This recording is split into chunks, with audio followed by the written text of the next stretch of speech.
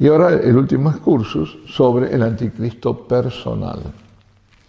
Todos los santos padres vieron en el anticristo o fiera del mar una persona humana, como Juliano o Antíoco, el misterioso emperador plebeyo, no un demonio o un cuerpo moral. Es muy interesante todo lo que dice ahora, porque está en los años 60 y cómo está hablando del nuevo orden mundial, pero me está anticipando. Fue el Renacimiento cuando surgió la colectivización de la fiera. En vez de hacerlo una persona, el anticristo una colectiva, ¿no? El anticristo impersonal, que encontró en nuestros días su mayor sostenedor en la Cunza, aunque está ya indicado en el donatista Ticonius en el siglo IV, el cual ve en el anticristo el conjunto de las fuerzas del mal, encarnada, sin embargo, al fin de los tiempos en un rey perverso. Y es así, es colectivamente, pero después siempre personal, se encarna en una persona. Algunos exégetas católicos adoptaron esta idea del movimiento, ideología o cuerpo moral para descartar la exégesis rabiosa de Lutero de que el anticristo era el Papa. Por eso, como contraposición, dijimos, no es una persona, floja defensa, dice. Por lo demás, la exégesis protestante de la masa la adoptó después, sustituyendo simplemente el Papa por el papado, y aduciendo los dos lugares en que San Juan en sus epístolas habla del anticristo como de un espíritu. Es fácil de ver que las dos cosas, un movimiento y un hombre, de suyo no se excluyen necesariamente. Por lo demás, basta leer los textos del Apocalipsis y de San Pablo en la segunda carta a los tesalonicenses para ver que allí se designa evidentemente una persona individual. San Pablo dice: os rogamos, pues, hermanos, por el retorno de Cristo y por nuestra asunción en Él, no os mováis fácil en vuestro camino, no os aterroricéis, ni por espíritus proféticos, ni por discursos, ni por una epístola sedicente, que digan que es mía, ¿no?, mandada por nosotros, como si ya estuviera al caer el día del Señor. Nadie os engañe nulamente, pues si antes no viniere la apostasía, y revelado fuere el hombre de pecado, el hijo de la perdición, el adversador y sublevado, contra todo lo llamado Dios oculto, hasta sentarse en el templo de Dios, haciéndose como si fuese Dios. Si primero tiene que venir eso, después la parusía. ¿No recordáis que entre vosotros estas cosas os anoticié a vosotros? Y ahora conocéis el catejón, obstáculo, algo, de que Él se ha revelado en su propio tiempo, pues ya actúa el misterio de iniquidad. Solamente ahora el catejos, el obstaculizante, aquí es una persona, el otro era una cosa, algo, que detenga hasta ser quitado de en medio. Y entonces revelará el hombre de sin ley, al cual el Señor Jesús matará con un soplo de su boca, palabra, y destruirá con el esplendor de su parusía. Dice, hay algo que ataja la manifestación y el triunfo, es decir, la gran apostasía del anticristo, cuyo espíritu, sin embargo, ya entonces está en obra, como lo nota también San Juan. Muchos se han hecho ahora anticristos, dice. Ese algo San Pablo lo pone en neutro y en masculino, participio presente, lo que ataja y el atajador. What withholdeth he who now withhold, dice la King Version inglesa. San Pablo había dicho a los cristianos de Tesalónica qué cosa era ese obstaculizante, misterioso. A ellos sí, pero no a nosotros, exclama San Agustín.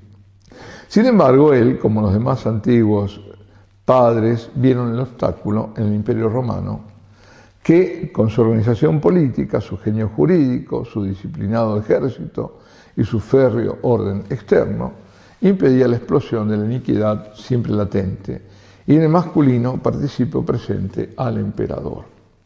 Tanto fue así que al periclitar y disgregarse el imperio de Roma bajo las invasiones bárbaras y al disminuir gradualmente la autoridad de los emperadores ante la asunción del poder absoluto por los reyes suelos comandantes del ejército, en grandes fragmentos del imperio creyeron los cristianos cercanos el anticristo. Cuando la segunda invasión y saqueo de la urbe de Roma por los vándalos San Jerónimo desde Belén escribe a Aguerucha que probablemente están cercanos los tiempos novísimos y el anticristo.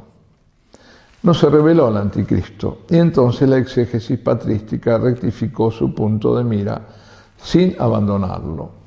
El Imperio Romano es el obstáculo, pero no propiamente su emperador personal, sino su estructura formal, el orden romano, que se conserva y aún se completa en la inmensa creación político-cultural llamada la cristiandad europea.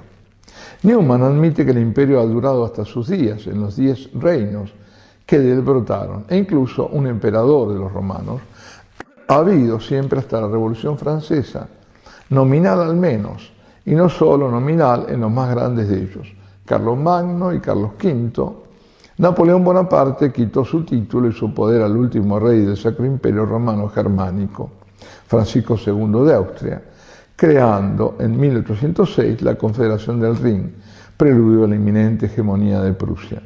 Santo Tomás, en su comentario a la segunda carta de los Tesalonicenses, después de preguntarse, ¿el Imperio Romano cayó y no se reveló el anticristo?, responde tranquilamente, el imperio no ha desaparecido, y se remite al sermón de Pascua de San Gregorio el Magno. El orden más o menos imperfecto pero vigente de esta que llaman hoy la civilización occidental atajó hasta hoy la inundación de la iniquidad. Hoy vemos dos fuerzas universales poderosísimas, capitalismo y comunismo, en la tarea de destruirla, aunque el capitalismo diga que su intención es defenderla, pues tiene la insensata pretensión de conservar sus frutos destruyendo su raíz, o para hablar como el Evangelio, quiere primero la añadidura y después el reino de Dios, o sin el reino de Dios. Esta es la interpretación más sólida y respaldada del Catejón de San Pablo. Otras hay nuevas, algunas noveleras. El filósofo argentino Alberto Caturelli adelanta en sus libros Donoso Cortés y El hombre y la historia que el Catejón podría ser la caridad, aunque de hecho si existiese ferviente caridad no podría derramarse la iniquidad, como si existiese la fe no podría coexistir una gran apostasía. No pasa a nuestro juicio esa idea con el texto de San Pablo, entre otras razones porque no se ve el motivo del secreto de San Pablo al escribir lo que de palabras ya había dicho a los tésalos. Si ese dicho era la caridad, la cual está nombrada con todas sus letras poco antes. Sea como fuere, contiene el libro de Caturelli muy sólidas y asentadas doctrinas, aunque no se acepte esta. Otras interpretaciones no haremos sino mencionar es el arcángel San Miguel, es la raza judía, es la predicación del Evangelio aún no acabada, no pasan bien por el texto del apóstol. Así como el Catejón fue a la vez un cuerpo moral y un hombre que lo encabeza, así será el anticristo. Las razones que da Lacunza en pro del anticristo impersonal alcanzan a probar tan solo que también puede haber eso, o mejor dicho, que debe haberlo, pues es una ley de la historia que las cabezas o caudillos son engendrados por un movimiento, al cual a su vez ellos organizan o informan en causalidad recíproca, como Hitler y el prusianismo alemán, Mussolini, el nacionalismo italiano, Napoleón y la Revolución Francesa, y así sucesivamente. Es decir, hay uno que al final encarna todo ese espíritu, ¿no? Ese movimiento. Cuando Lacunza o Izaguirre dicen el anticristo es la masonería, por ejemplo, les bastaría añadir y su jefe, no que yo lo crea, para reconciliarse con los textos bíblicos, los cuales de otra manera quedan extrañamente distorsionados, porque hay alguien, claro. Lacunza acierta en ver al movimiento del siglo XVIII llamado enciclopedismo, filosofismo o iluminismo como el movimiento más anticristiano que ha habido en la historia, el cual se atrevió a calificar a Cristo de el infame. Ese movimiento universal ha llegado empeorado a nuestros días. Ni el culto de Satán tiene la sutil malicia y total falsificación de la verdad que tiene esa herejía adulteradora de todo el cristianismo. Otros elementos del ejército anticrístico, como la masonería, la magia, el satanismo, no se niegan con esto. Es probable que el intento de Lacunza no sea excluir que esa maquinaria anticristiana tenga una cabeza, lo cual es obvio, sino solamente excluir la imagen novelesca y extravagante del anticristo que se hicieron en los siglos medios. Lacunza no obtiene, con su prolija argumentación del fenómeno tercero, párrafo 15, la prueba de que el texto de San Pablo no se refiere a un hombre singular, aunque sí obtiene que no es ese singular que fantaseó la novelística devota de algunos teólogos del medioevo. No anduvo mal Ticonius en el siglo IV al ver en el anticristo toda la fuerza del mal encabezadas y como encarnadas en el rey perverso. En la ciudad del hombre, San Agustín, opuesta a la ciudad de Dios, queda finalmente su jefe y se organiza en él. Hoy día es un fin político lícito y muy vigente, por cierto. Atención lo que dice ahora, en el año 62-63. La organización y unificación de las comarcas del mundo en un solo reino. Pérdida de la soberanía nacional y el nuevo orden mundial, un solo reino. Que por ende se parecerá al Imperio Romano. Esta empresa pertenece a Cristo y es en el fondo la secular aspiración de la humanidad, pero será anticipada malamente y abortada por el contracristo, el anticristo, ayudado del poder de Satán. En el boletín del Canadian Intelligence Service de enero de 1963, ahí estamos, podemos ver el poder que tienen actualmente en Estados Unidos e Inglaterra, sobre todo los One Worlders, los de un solo mundo, Worlders, o partidarios de la unificación del mundo bajo un solo imperio. Ahí está, nuevo orden mundial, años 60. Propician la amalgama del capitalismo y el comunismo. El modelo China, que será justamente la hazaña del anticristo. Ya está eso. Ya lo tenemos, ya está, estamos encima. Ahora termina Erio Kyrie Jesu, ven Señor Jesús. Yo termino con, aquí, mi excursus, este es mío.